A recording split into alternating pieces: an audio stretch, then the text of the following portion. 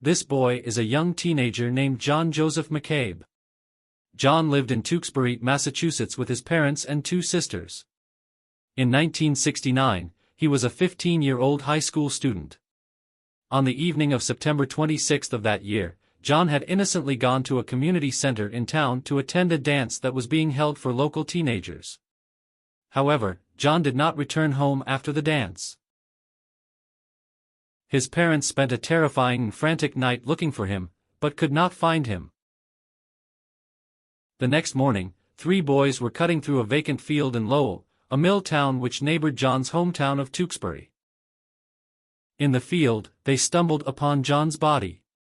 He had been gagged and hogtied, and his cause of death had been strangulation from the rope that was used to tie him.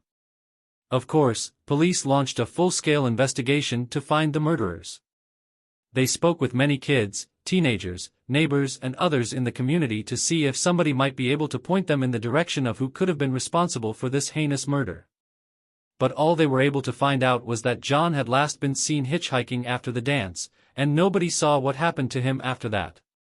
For the next several decades, many rumors swirled around the Tewksbury and Lowell communities about who could have committed the crime, with many people believing that a serial killer or an outlaw biker gang had kidnapped John while he was hitchhiking and subsequently murdered him. But for more than 40 years, nobody had any definitive answers. Then, in early 2011, 3 of John's former classmates were arrested for his murder. One of these now-grown men had been racked with guilt for decades and had finally decided to come forward and confess that he and 2 of his friends had been responsible for John's murder. The ringleader of this group of friends had been a guy named Walter Shelley. On the night of September 26, 1969, Walter had been angry with John because he believed that John had been flirting with Walter's girlfriend at the dance. When Walter and his buddies saw John thumbing for a ride after the dance was over, they decided to teach him a lesson by forcing him into the car they were driving him to Lowell, tying him up and leaving him in a field. Allegedly, they did not intend to kill him, but only wanted to scare him as punishment for flirting with Walter's girlfriend. They left him tied up in the field and drove around for about 45 minutes before returning to the scene. But when they did return, they discovered that John was dead, having been strangled by the ropes that they had tied around his neck. To make matters worse for John's family, his parents discovered upon looking at the guest book from John's wake that all 3 of these teenage boys had attended the wake and funeral.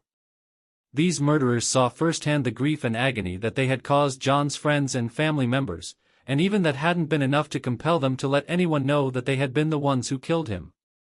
In 2014, Walter Shelley was sentenced to life in prison for the murder of John McCabe, but since he was in his early 60s by this point and had gone on living his life with no repercussions for more than 4 decades, he was still able to live the majority of his life as a free man despite having killed someone when he was just a teenager.